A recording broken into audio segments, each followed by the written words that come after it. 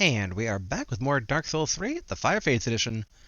Last time we left off, we have taken down the last of our Cinder Lord targets, which is Prince Lothric. And, yeah, this time around, we're going to go ahead and put his remains on his throne, which, again, is the last of the Cinder Lord remains, so something's gonna happen. Though, as for what that something is, I have no idea. Like, I'll admit, there's a very slight concern in the back of my head of being like, what if I do it and it's just credits roll? Like, game's done. Like, you've done it. You did the thing. I'd be pretty surprised, but I mean, technically, our mission from the very get-go was like we were woken up and told, you know, bring all the Cinder Lords back to their throne, which we've done. And I mean, we know there's something up with the Firekeeper, but I don't think the game's going to do anything to her during the course of the game itself, because she's the person we go to for leveling up. And, yeah. I mean, if I had to take a guess, one of two things. Either the whole angel element that kind of influenced Prince Lothric is going to come into play, like, I don't know, the angels bust open Firelink Shrine and descend from the heavens to do something with the flame, or maybe one of those world serpents from Dark Souls 1 that haven't shown back up yet at all in any of the games since, so like nothing in Dark Souls 2 about them. Like maybe they're gonna burst out of the ground and go, hey, we're here. Yeah, like, in classic Dark Souls fashion, I have no idea what's about to happen next. There's an argument to be made that, like, if it is the end of the game, maybe I should cash in my boss souls, but, I'm betting that it's not the end of the game. That's my theory. That's the one I'm gonna go with, so... Alright. Let's quickly double-check the prince's remains. I think we already checked his soul. Oh, yeah, the soul of the two princes, but we might not have checked the actual... Here we go. The Cinders of a Lord. Cinders of a Lord left by Prince Lothric. Show item info. Cinders of a Lord left by Prince Lothric. If the Lords will not return to their thrones themselves, let them return as cinders. The Lothric bloodline was obsessed with creating a worthy heir, and when this proved impossible, resorted to unspeakable means. Suffice to say, the path to linking the fire is a cursed one indeed. Okay. Well, welcome home, Prince Lothric.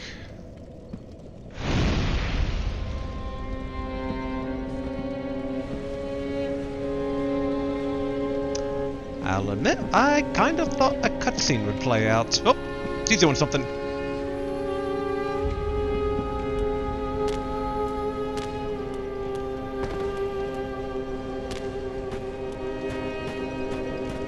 Okay. Oh. Did she lift her... I don't remember her having a hood on to begin with, but maybe she lifted that hood now? It's more of a frilly poof thing going on there. But alright, what's the plan? The 5 lords sit their 5 thrones, all thanks to thee, most worthy of lords. Ashen One, with the lords as thy witness, bend thy knee afore the bonfire's coiled sword, and let the lords' embers acknowledge thee as their true heir, a true lord, fit to link the fire. Okay. Very well.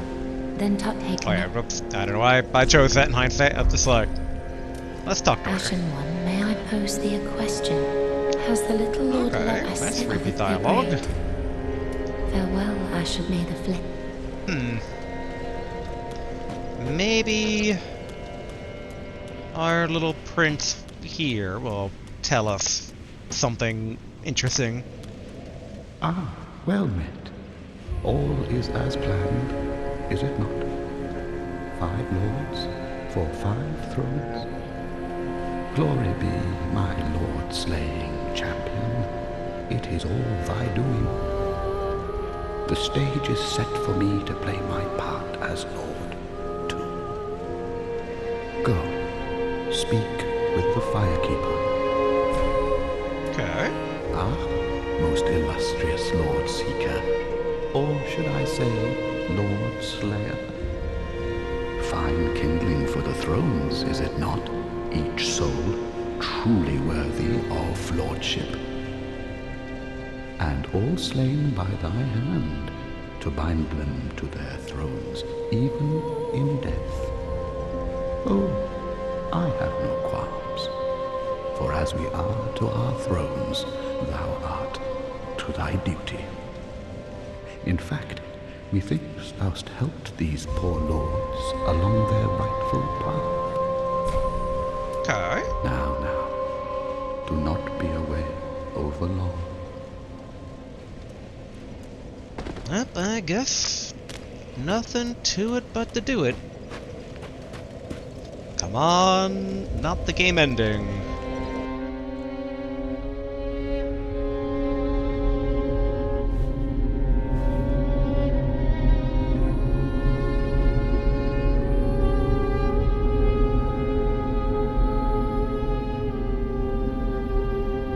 Noble lords of Cinder, the fire fades.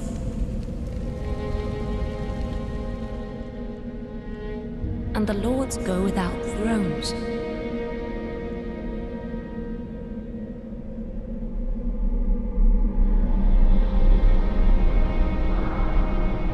Surrender your fires to the true heir.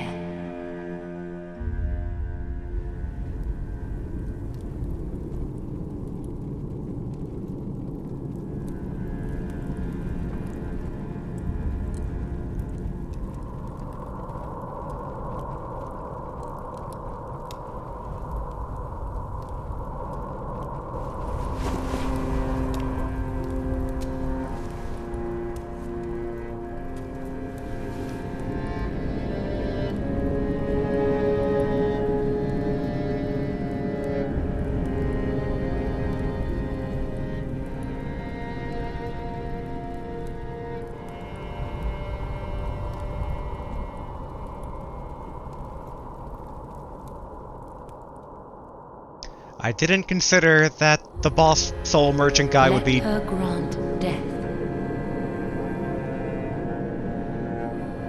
to the old gods of Lordran, deliverers of the first flame. Do I get to fight Lord Gwen again?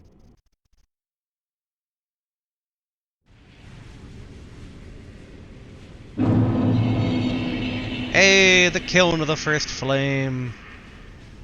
Where we beat up Lord Gwen that one time.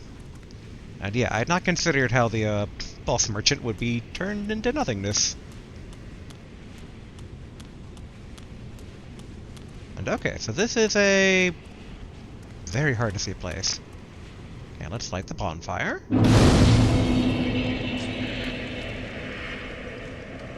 I mean, I see the thrones, but is this... Okay, so it's like crumbled.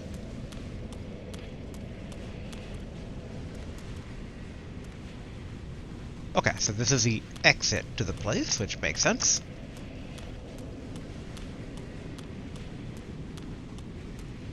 Yeah, in hindsight, maybe I should have cashed out the other souls. Oops, my bad on that. I mean, I say that, but... Well, actually, I guess... Hold on. Let's try using the campfire here real quick.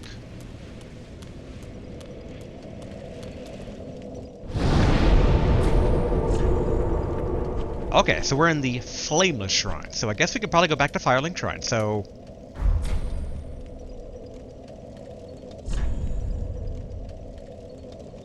I am very curious. If I go back to Firelink Shrine, is like everyone still there? I'm almost a bit surprised that they allow this, given it looks like I'm in the Firelink Shrine.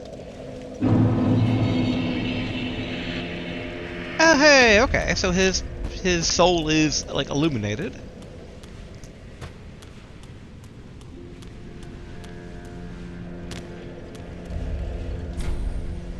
Okay, I like that. So I can still actually use it. Okay. That's cool. Very nice, I must say.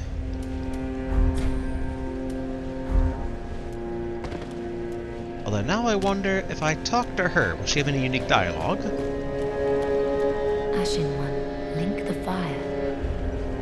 For the Lords of Cinder, for the Ashen prisoners, for all those held to preserve the fire. Link the first flame. Very well. Then take Wait, no, note. not level up, dang it. Same issue, I just kind of like mindlessly went forward. Now, talk. Ashen One, to be unkindled, sovereignless. I must Okay, this is old repeat dialogue about leveling up. Ashen One. Okay, so canonically it seems like, yeah, like timeline-wise, they allow me access here for going back purposes, but we're basically done. So, okay. I mean, I don't think we need much more in the way of, like, any items. Do we have any bone shards? No, okay. Oh, we're already at max level, okay. Alright, back to the Flameless Shrine. And yeah, this is the kiln again. This is where Dark Souls 1 ended. The way she said, though, to put down the old gods, like, I really wonder if we're gonna be given a, like, a boss gauntlet of Dark Souls 1 bosses. We're gonna fight, like, the Witch of Izalith, Lord Gwyn, Caesar Scalus, and Giant Necro Dude, whose name I always forget. Oh, okay. Oh. Whoa!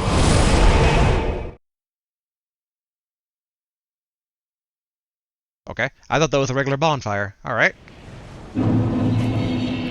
Kiln of the first flame.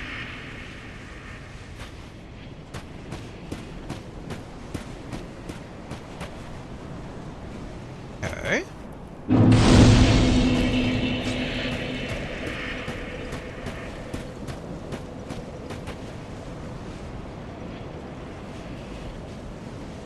Wait, where am I?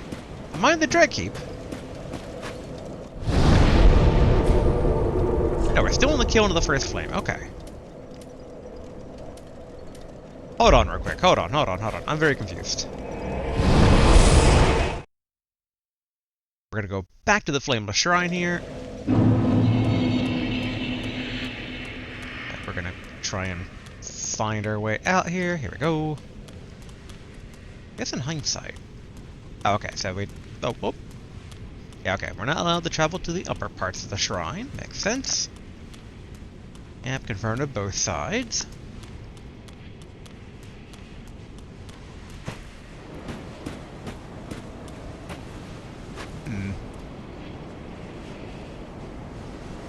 I'm trying to see if we can find out where we are after we use it, and I think it teleports us over that way. So what does this say? Proceed to the first flame. Okay. Alright, to the first flame we shall go. The kiln certainly looks a lot different than it originally looked like.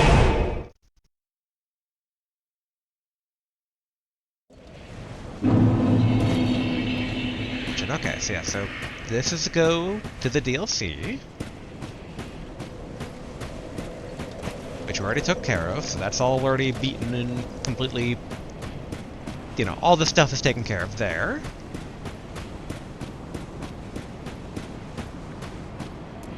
So what exactly are we going towards? And obviously the Bleeding Sun, which we did notice in the Dredge Heap, so I wonder if these two things are connected.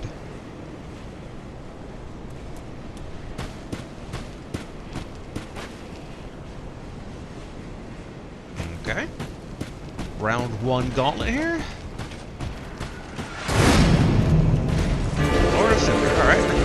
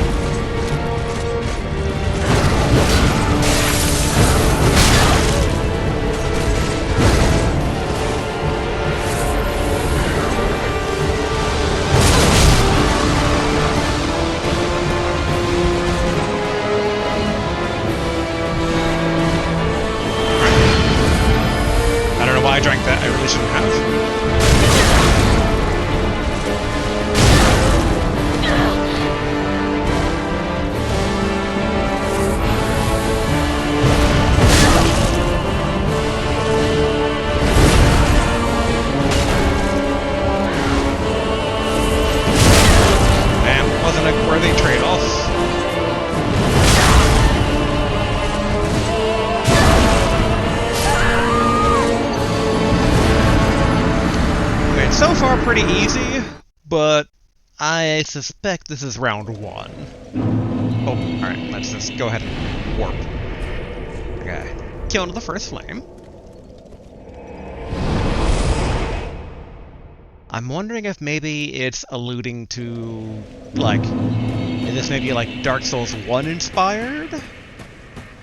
Now think about it, let's go ahead and get an Ember at the ready. Might as well basically use these for this part of the game if we're about to wrap things up here. Alright. Take 2.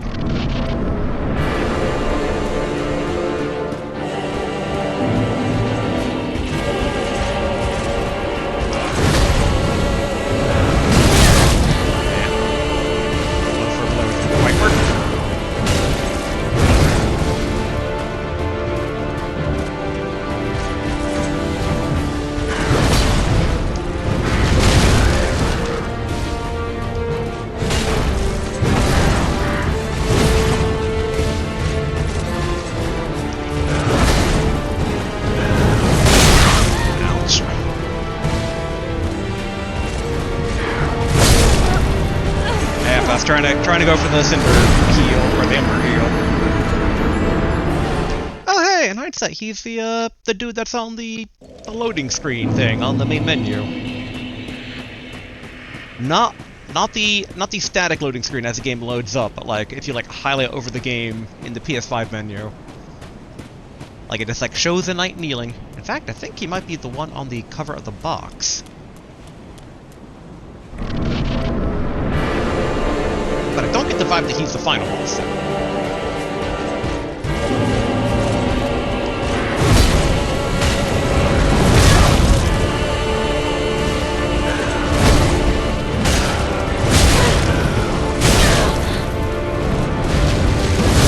Man. I should have rolled at him.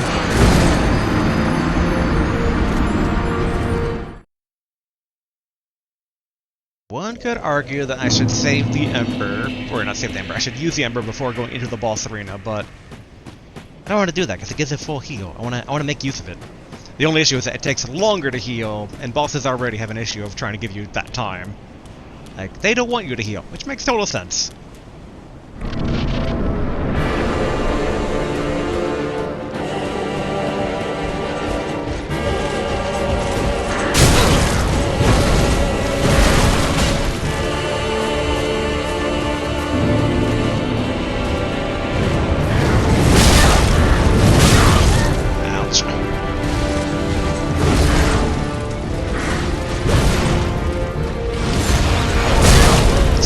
Okay, fair enough.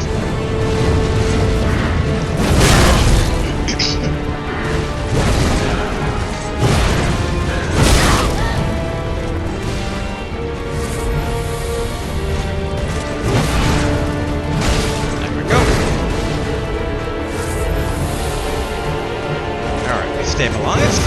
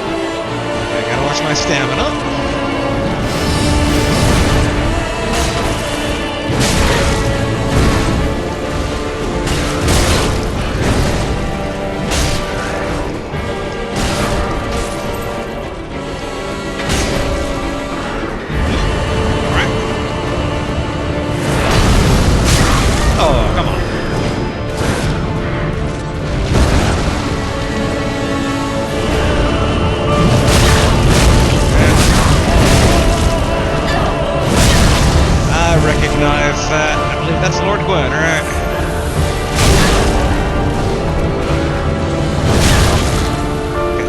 Okay, let me get a drink off.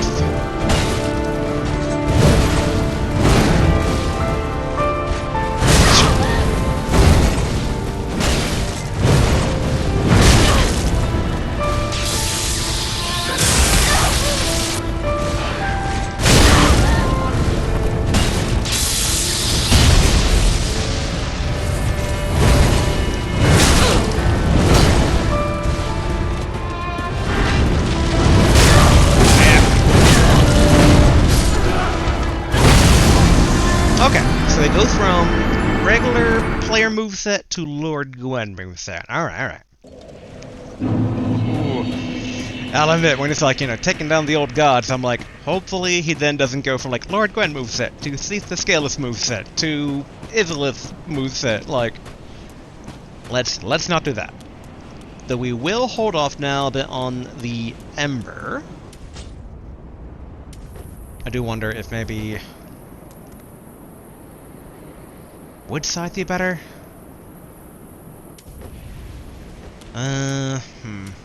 Actually, we could repeat our crossbow, maybe.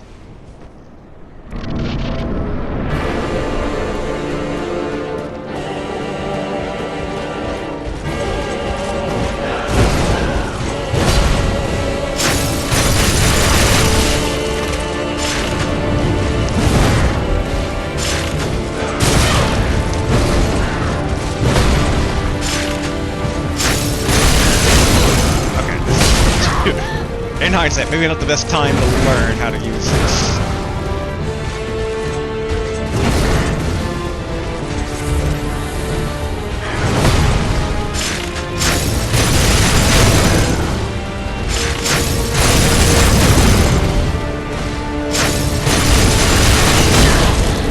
Okay. Yeah. Oh, he's busting out the lance. Okay, so it's a bit random.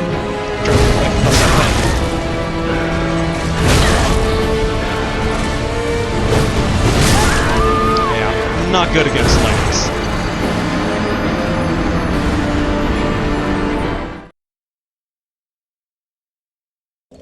Guess we can give Scythe a go.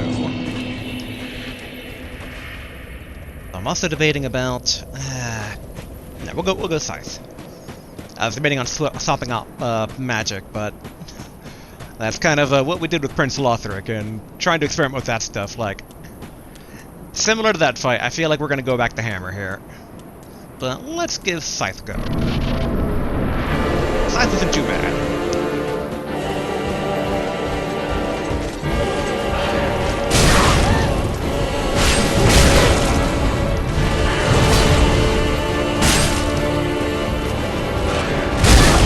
I thought that was the same time to try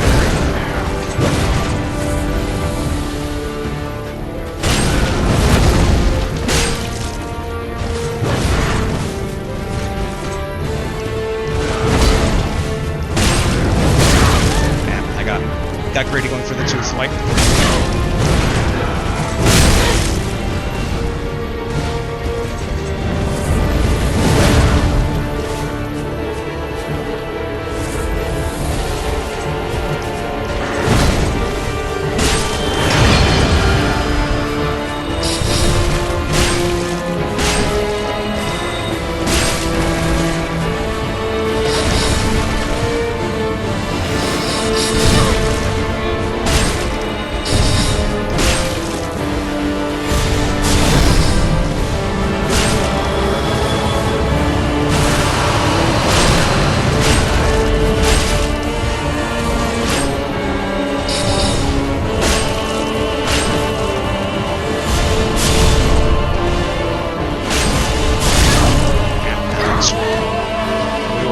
Playing a bit dangerous with the stamina.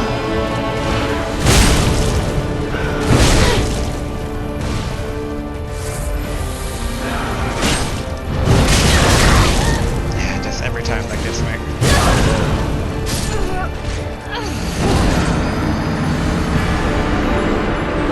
Yeah, I think we could have powered through that phase if we had a hammer out, so it all goes back to Hammer in the end.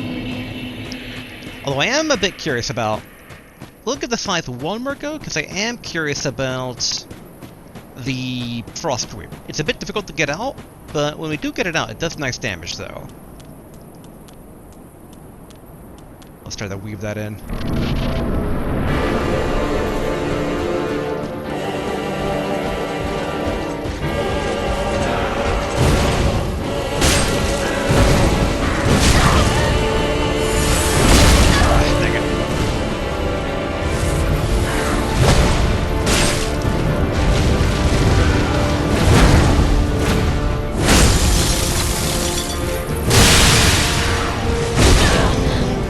Better damage.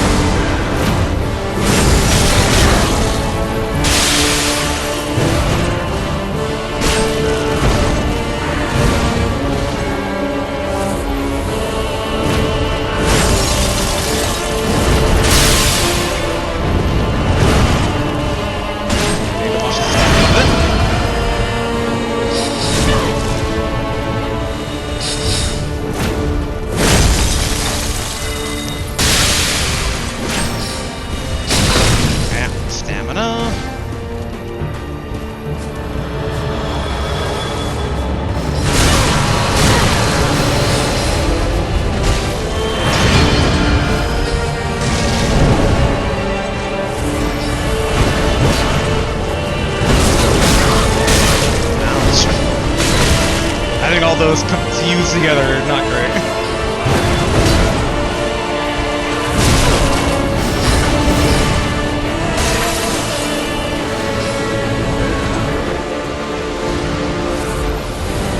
Not looking forward to phase 2 so far.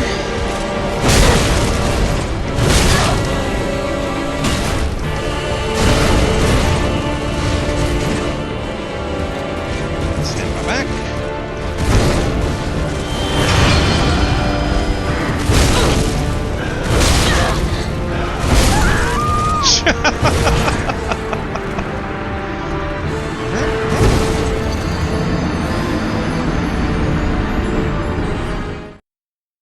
Yeah, I think for all the frost carpets we were able to get out of the scythe, I think the hammer would have been better. We do need to do what we did with Slave Knight Gale, though, and we need to basically intermingle in dodges with strong attack, instead of dodge into light attack. Because, at least with Slave Knight Gale, and kind of true for sometimes with Prince Lothric stuff, we can do dodge heavy, and dodge heavy, dodge light, sometimes we can stagger off.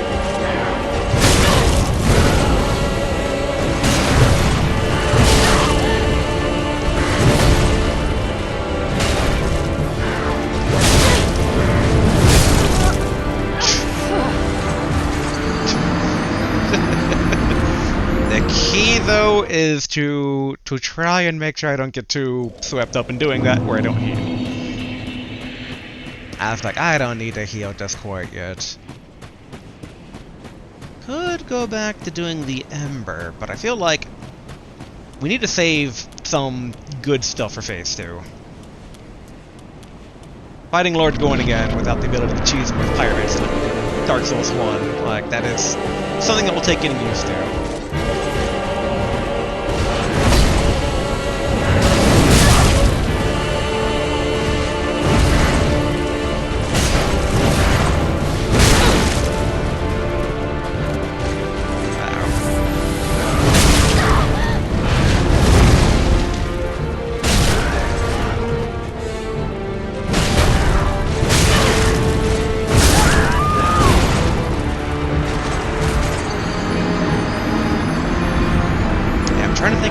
Into the elevation to my advantage.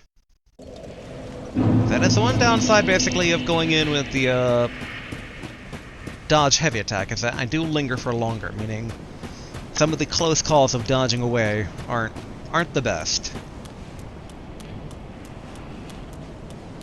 And okay, let's go back in.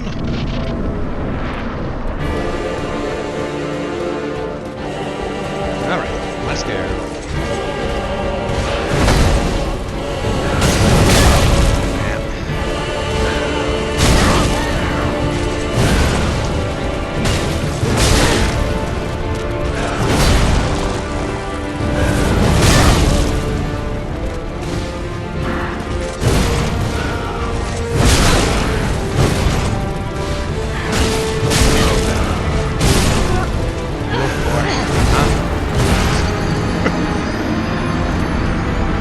I'm flubbing up here. We can do it though.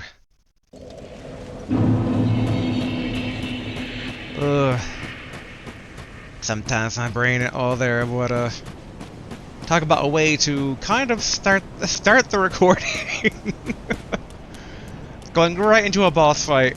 I mean, honestly, I should have seen it coming, but I thought there'd be a bit more prelude to a boss, which is why I thought there'd be a bit more of a warm-up, but nope. This is the warm-up to the recording.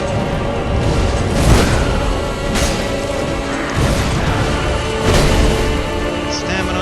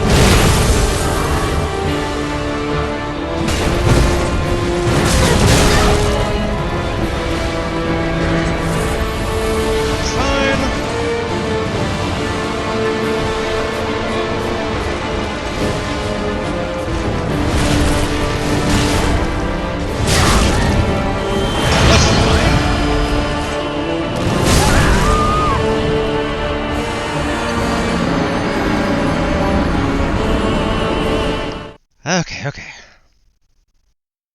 I'm trying to think if any of my magic would be good against him, or...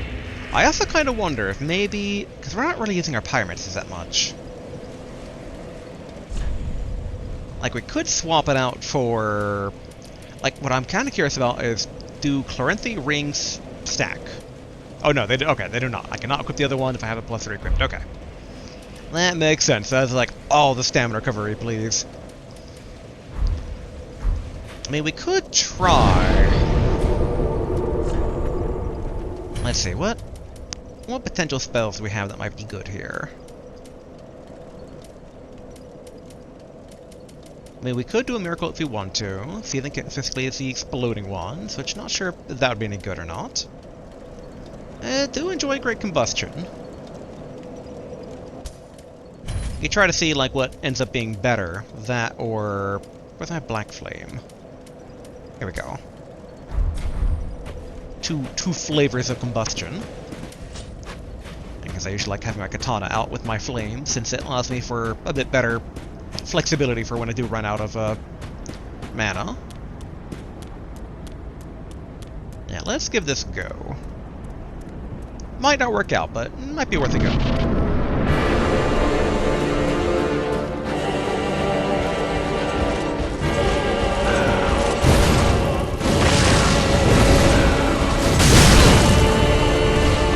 For that one. Not gonna do 46 for the Black Flame, so that's definitely better.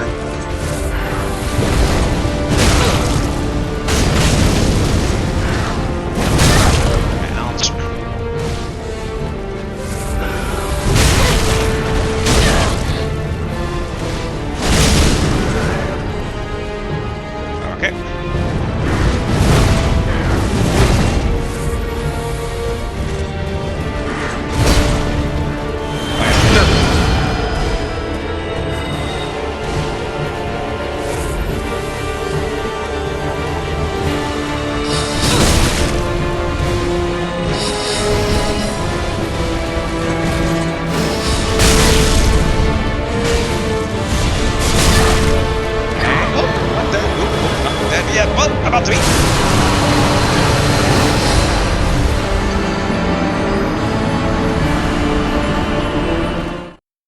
gotta say though, props to the fight though. I like how it does kind of keep you on your feet with the changing movesets. Okay, back over here. Yeah, maybe like Black Flame into Stagger, into Hammer? Maybe?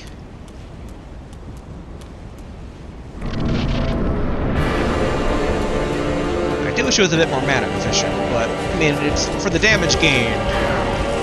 It definitely brings out.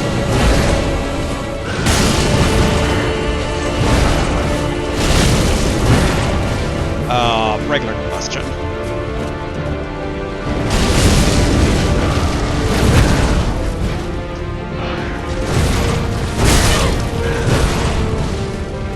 That's stamina back.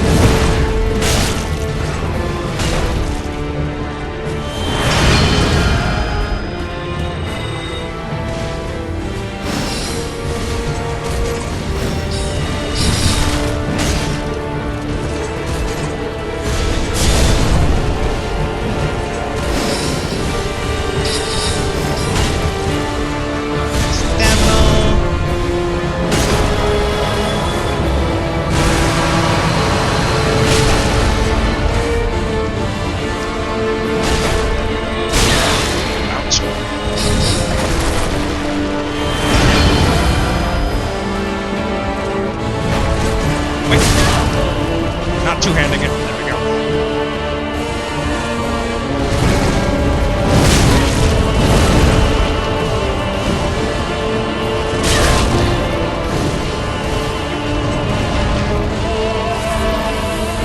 Alright.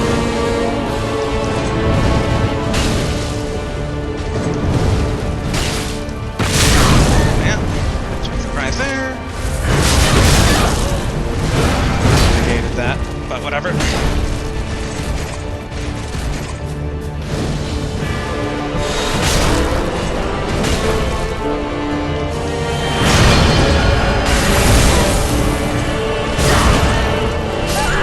Oh, Lance, every time.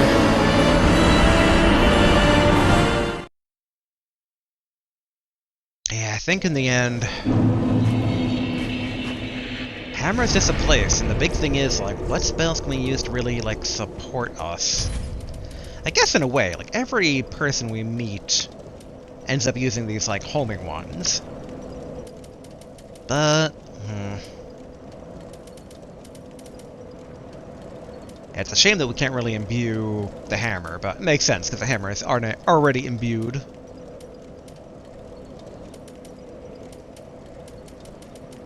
I don't really need a light. Almost tempted about the freezing cloud, but not sure if that would really work in the end. When they say all resistances, I assume like poison whatnot, not like physical. It'd be weird to sweat. It's just like you can take hits more.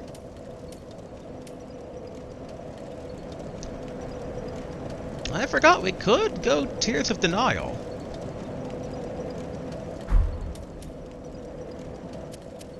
You know what? Let's give it a shot. Though the thing I'm curious about with that is like how long does it even last? Okay, our catalyst for these was kind of one of the plain ones, if I recall.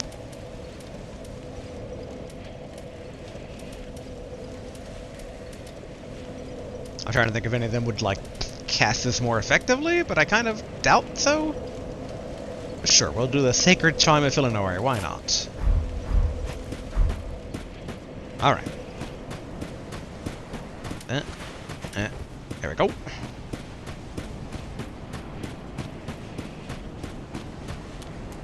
And I guess we'll cast it before we go in? I'm just really curious if it has like a really short duration.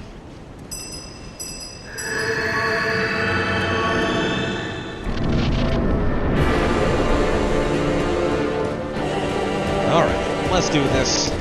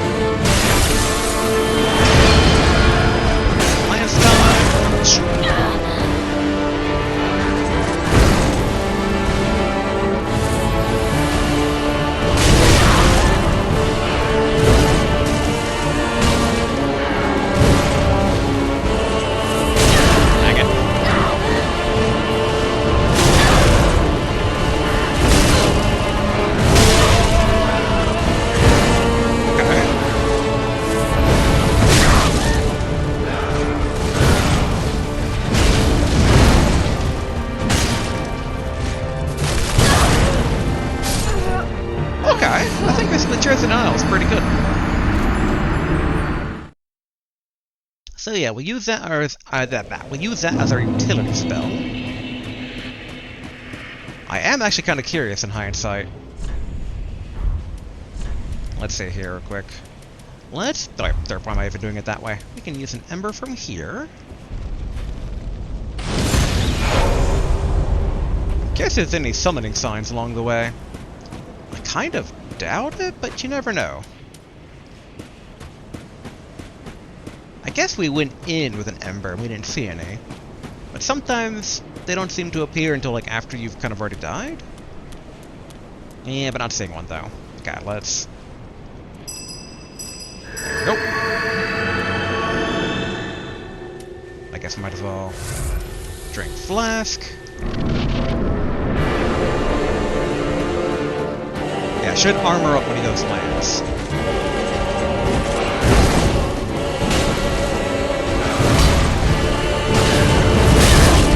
Yeah, looks out of stamina.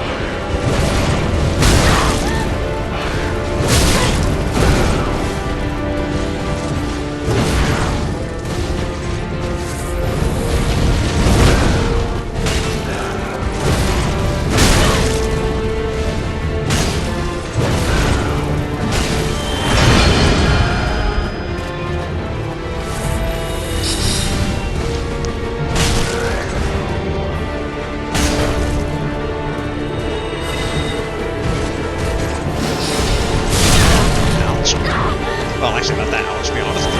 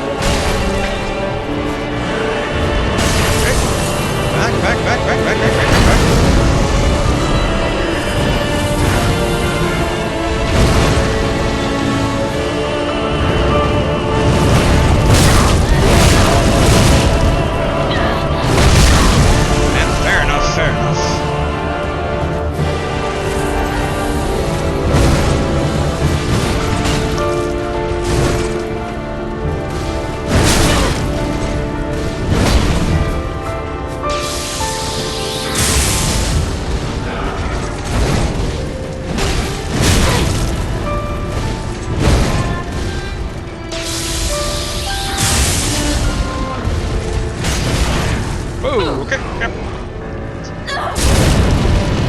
Oh, as bad as I thought.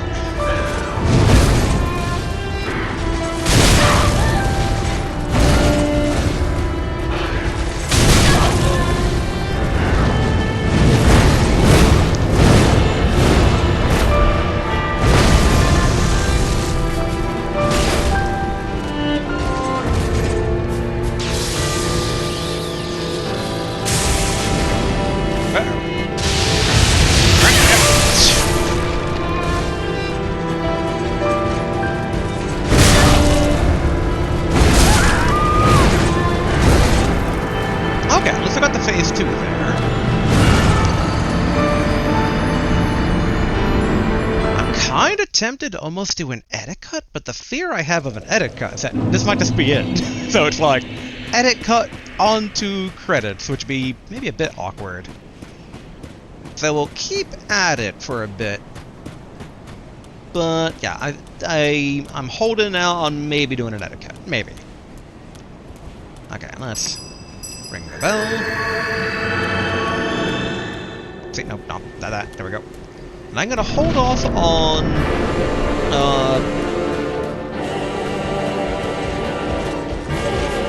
Ember until basically I get better at phase. What nice I should have drawn that. Drink.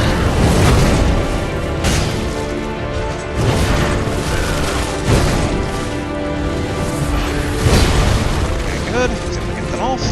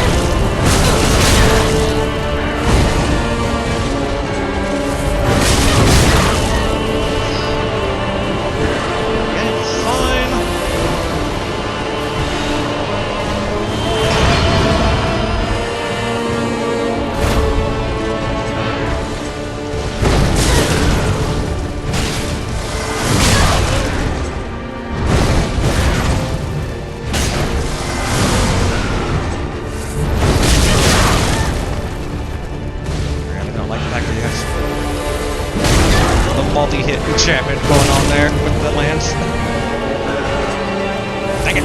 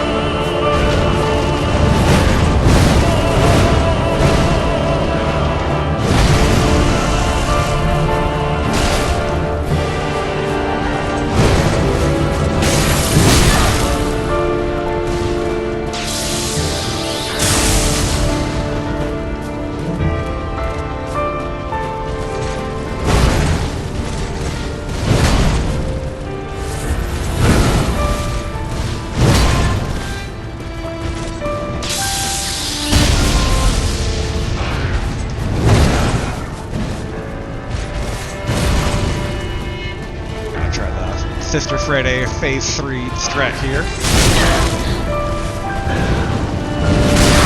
And there it goes. I'm dead.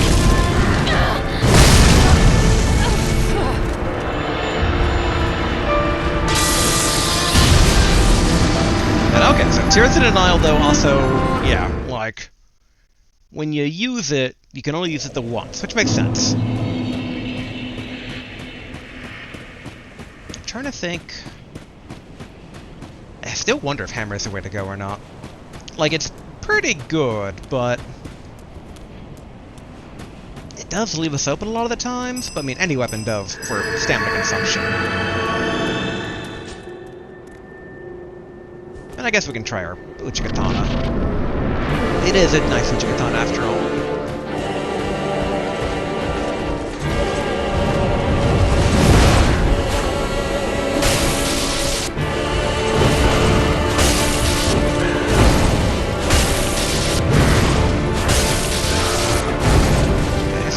Badly.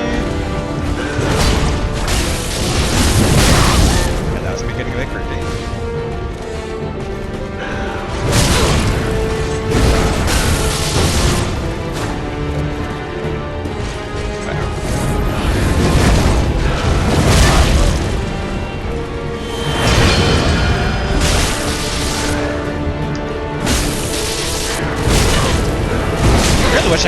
like a back attack or whatever when I stagger you up. I know they're technically different types of attacks.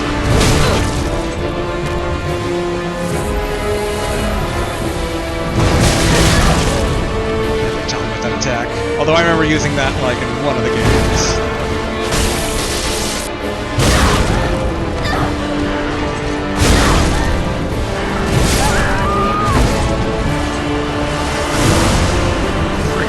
Oh,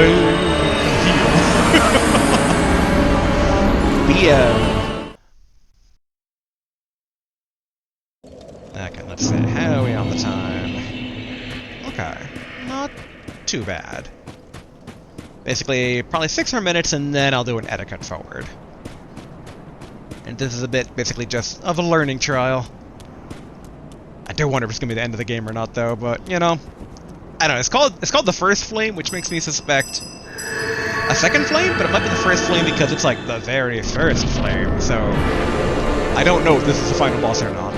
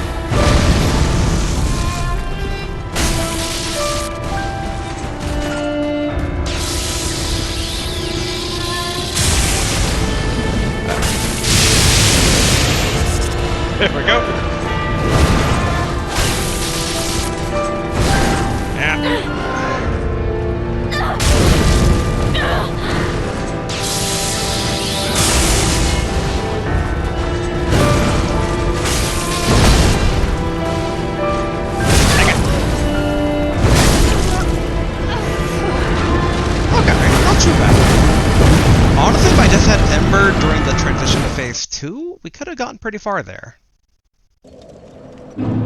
Okay, we'll do one more, and if still nothing, then we'll basically do an edit cut. Try and keep this thing watchable in case there's more bosses after the fact, and there's always going to be post-credit yapping. Though I do wonder if this is the last boss or not, though. I'm not totally convinced one way or another about that. Though we should also probably get our mana back. Alright.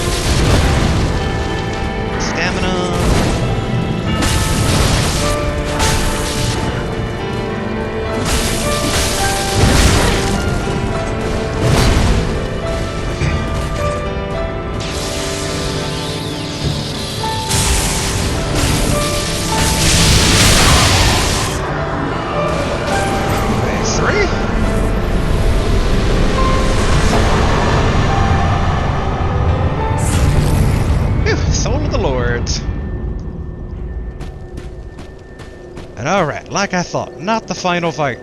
Okay, Link the First Flame. Okay. mean, I don't think there's anything over here, but...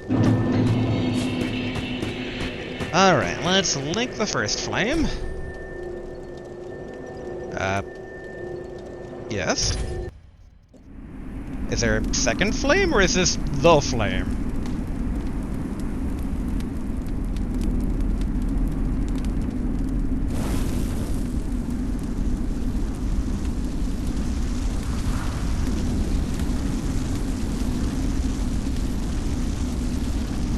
Oh, I didn't read the...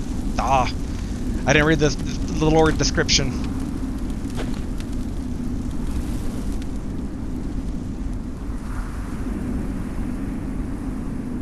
But again, in my head, I'm just like... So, the first of many? Or not many, but like, the first of 4 flames?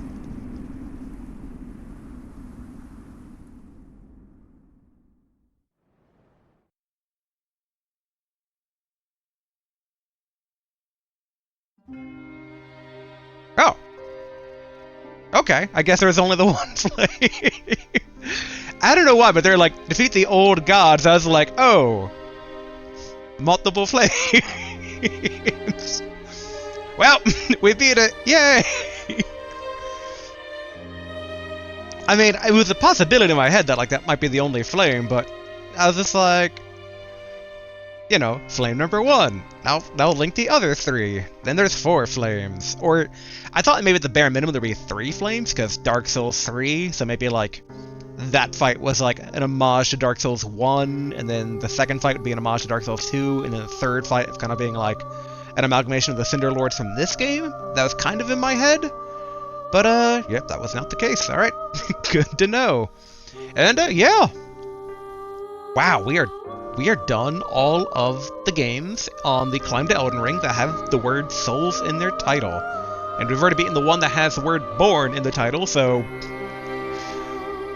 really puts in perspective how far up this climb of Soulsborne games we are to get to Elden Ring. So, yeah. There's only 2 games left in this over a year long. I was looking back at my old videos, and yeah, like... I started Demon Souls... I think back in the start of 2025. So we are officially over a year on this trek.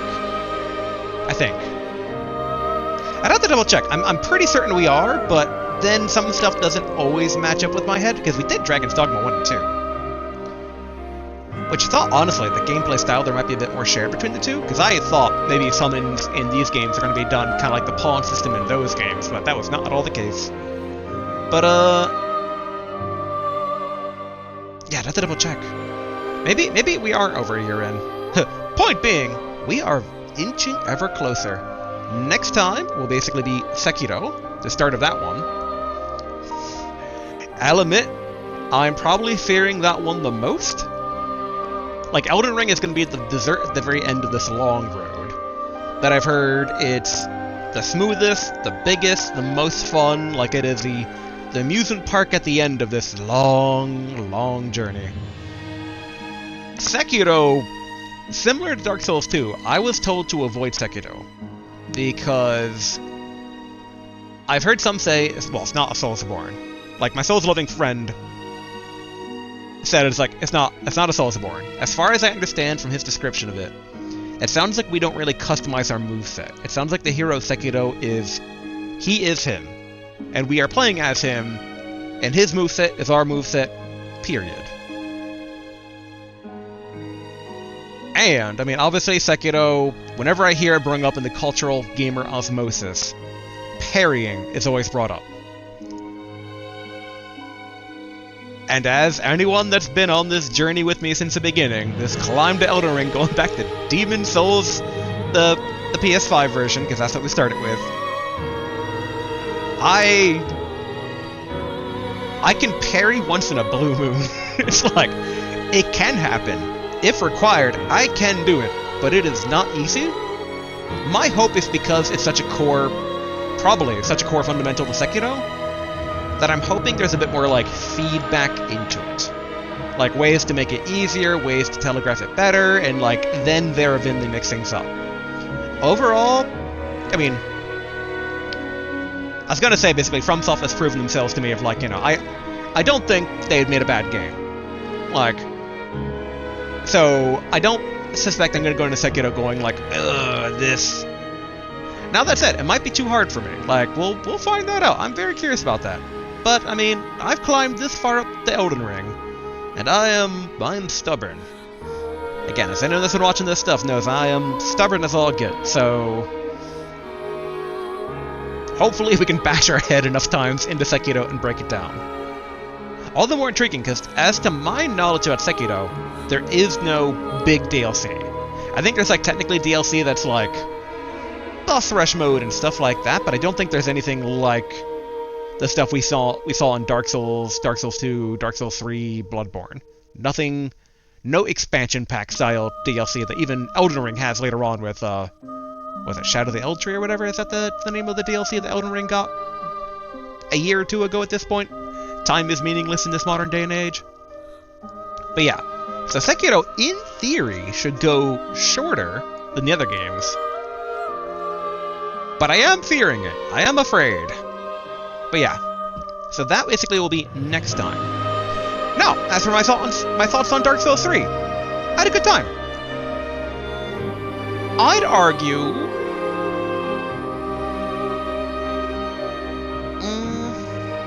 yeah, I'd say it's the best of the Dark Souls games. Pretty handily there. It's the most smooth by far. I enjoyed 2 better than 1.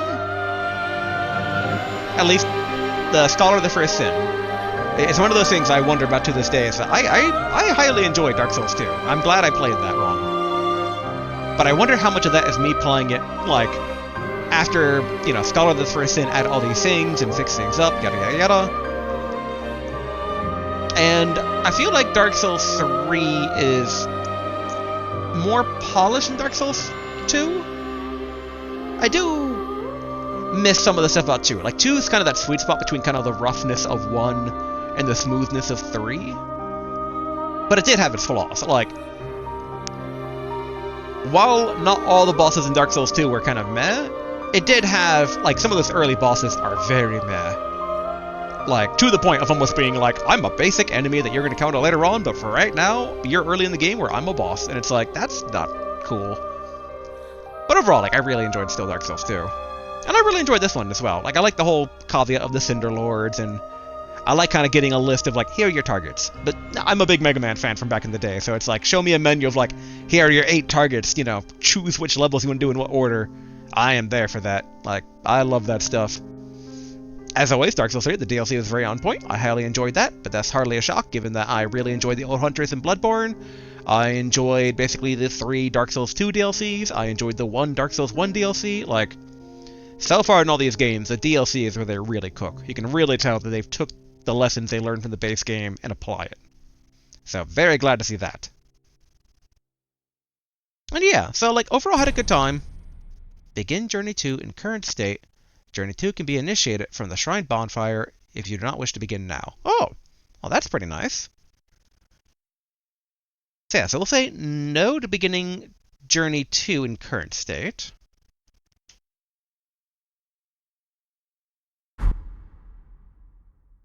It should be initiatable from the bonfire, they said. So in theory, I should have that, the Cinder, the Lords of Cinder, right? There's my 10,000. Okay, let's see here. Souls of the Lords. Soul of the Lords. One of the twisted souls, steeped in strength, used to acquire Since Lord Gwen, the first Lord of Cinder. Oh, okay, so he was considered a Cinder Lord. Many exalted lords have linked the first flame, and it is their very souls that have manifested themselves as a defender of the flame. Okay, interesting. So, yes, we're going to level up. For the Lords of Cinder, for the Ashen Prisoner. Oh, yeah. I technically already did that, but we're back in time right now. That's yeah, it's one of those things, like, I don't know when / if I'll ever come back to this game, but, like... May the flames guide thee. I just wanted to level up because I could. I'm kind of curious what weapons actually the soul we just got give. Let's see here.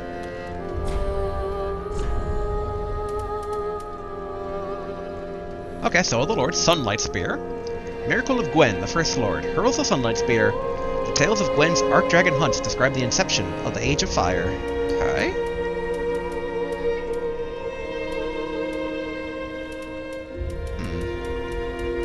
Not seeing, obviously, the other weapon. They, like, should be on... Here we go. Oh, the Fire Link Greatsword, okay. The Lords of Cinder link the First Flame, and this greatsword is wielded by their deific manifestation. This coiled sword, found thrust in the bonfire, existed long before the throneless lords themselves. Skill, Ember.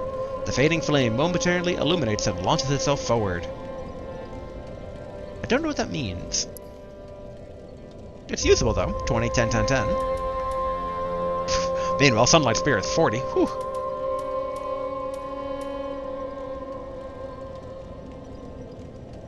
You know what? Let's get this real quick here. There we go. Okay. Let's give this a shot here. I'm kind of curious what it looks like, that skill.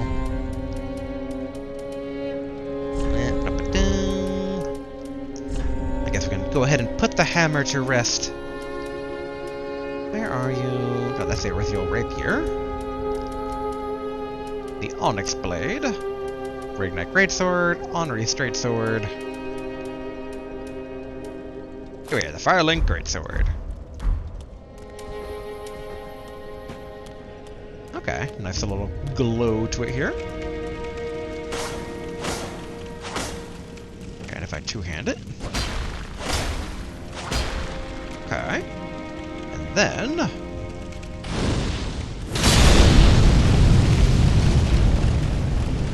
let's try this out on someone here.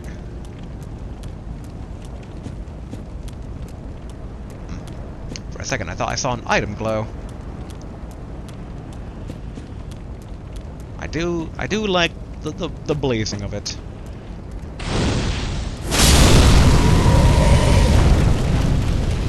Okay, if I were to do it this far away...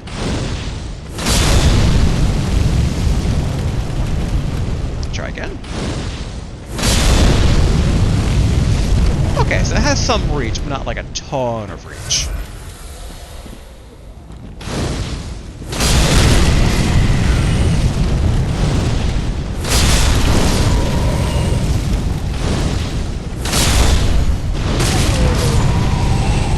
The fact that multi-hits like that, that is pretty nice, I must say. Then I'm kind of curious what the start journey to option on the bonfire looks like here. Yep, begin journey 2, okay. Yay. There we go. Double flame sword. And yeah, I mean, those are kind of my overall thoughts on Dark Souls 3. I guess a big question kind of lingers, like, would I say this is better or worse than Bloodborne? Because I know a lot of people put Bloodborne above the Dark Souls games. I feel like it's a bit... Oh, I guess basically after you use a skill, the sword burns for a bit, but doesn't, like, stay lit. Interesting. I feel like you can't really that well compare the two. Like... Dark Souls gives a lot more customization flat out. Like, you can customize basically your playstyle a bit in Bloodborne, but at the end of the day, you're doing a dodge-based fighting style, which, like, talking to my friend of how he struggled with a lot more fights than I did in Bloodborne, it sounds like it kind of boiled down to the fact that, due to my Monster Hunter time, I've always kind of adopted a dodge-roll fight style. Monster Hunter and the fact that I always like playing mages, so, you know, the damage not taken is the better damage in general. And, yeah, like, I like the customization of the Dark Souls games better. Bloodborne felt more fluid to play, but,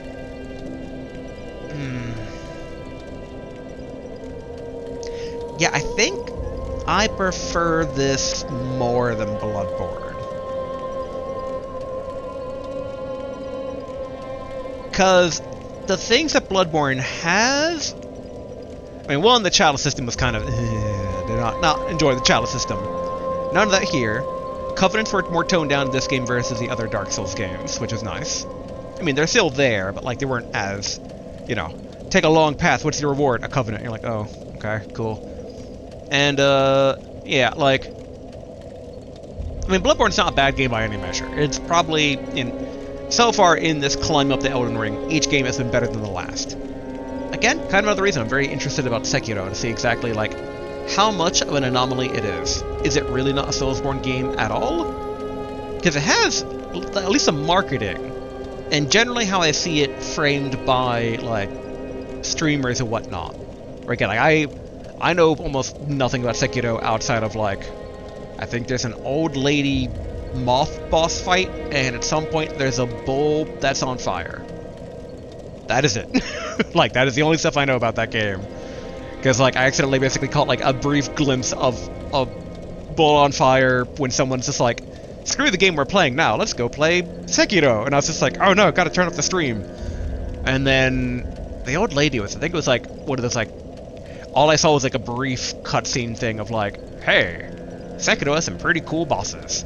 But in that context, though, it seemed to be the context of, like, these are some wacky boss designs, just like the Soulsborne games, which there's a lot of wacky boss designs in these games. So that's why I'm kind of putting it in the Soulsborne Climb to Elden Ring list. Because it's usually, it feels like, culturally, it's put there. And so I'm curious how it's going to stack up against, like, Dark Souls 3 and Bloodborne. But yeah, I think so far in this Climb to Elden Ring, each game is better than the last. I think Dark Souls is better than Demon Souls. Dark Souls 2, better than Dark Souls. Bloodborne, not as much of a gap as the other ones going upwards. But Bloodborne is better than Dark Souls 2. But again, it's a bit comparing apples to oranges to a certain extent. And I feel like you get that similar leap up again, where it's like, Dark Souls 3, I feel, is better than Bloodborne, but it's, again, apples to oranges, and it's a very fine, like, they're seeing diminishing returns on how much they're polishing this. Which kind of makes sense that this is the last Dark Souls game. Like, they've kind of proven, like, well, this is what we can do. And I'd be curious to see how much of its past Elden Ring takes from Dark Souls versus Bloodborne versus, like, do they dip it all back into the whole Demon Souls stuff? Like, that's very curious to me. And I mean, what did they learn from Sekiro coming up? Like, very curious to see that. So yeah, that's kind of my thoughts basically on how this all went. The DLC, absolutely rocking, but again, no shock. Old Hunters in Bloodborne was great.